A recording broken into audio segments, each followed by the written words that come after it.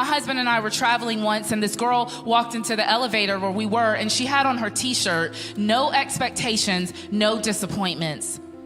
And I just wanted to lay hands on her right there and just minister to her and say, "Girl, that is not the way to live. No expectations? You're really gonna live your life with no expectations? Why? So that you can somehow protect yourself from being disappointed? Anybody ever tried that? You're still gonna be disappointed.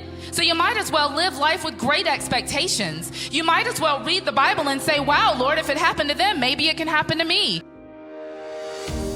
God, if you said it, I believe it. I'm gonna live life full of expectation. Don't bow down to what this culture is teaching us, not to expect anything, not to believe anything. No, we're gonna believe God. We're gonna expect God, even in the midst of our disappointment. Desperation diminishes discernment. Anybody ever made some decisions out of a desperate place? Now, if you're sitting next to that decision, just put your hand down, okay? Sometimes we make desperate decisions, you guys. It's not a good thing to make decisions when you're desperate. This is why I travel around with healthy snacks in my car. Desperation diminishes discernment. Beware. There are 3 pillars in Thrive that we focus on, and it's connection, communication, and commitment. These were the 3 pillars that my husband and I worked on in order to go from a horrific marriage into a healthy marriage. There's a parable that Jesus talks about in the Bible where he contrasts the wise man and the foolish man. And he said that the wise man built his house upon a rock, while the foolish man built his house upon a sand. When the rains came down and the floods waters rose, the wise man's house stood firm, while the foolish man's house crumbled. Many of us, leaders, entrepreneurs, business owners, are building our marriages on the sand, while we think that we're building our careers on the rock.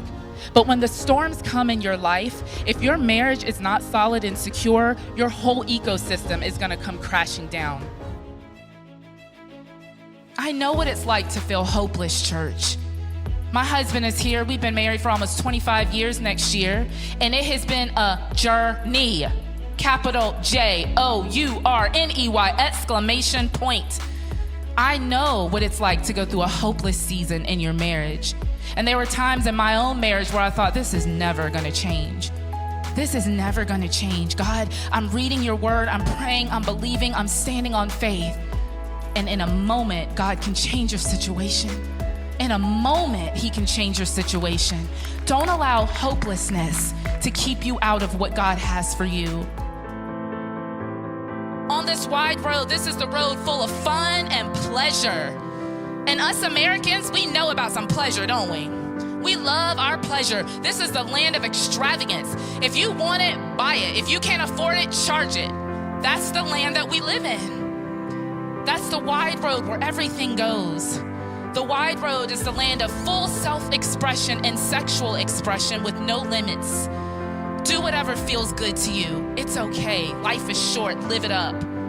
That's the language, that's the path of the wide road. On that wide road, you think that you have unlimited knowledge and unlimited freedom. And the wide road doesn't cost you anything. So you think. So you think. Does God not want you to be happy? Of course. Does God want you to succeed in life? Yes, he does. As a matter of fact, in John 10:10, he said, I have come that you might have life and that you might have it to the full, more abundantly. God wants you to prosper, but he doesn't want you to pursue your pleasure over your purpose. He doesn't want you chasing after happiness, because guess what? If you chase happiness, you will never find it. But when you pursue purpose, happiness is a byproduct. Happiness is a byproduct of obedience.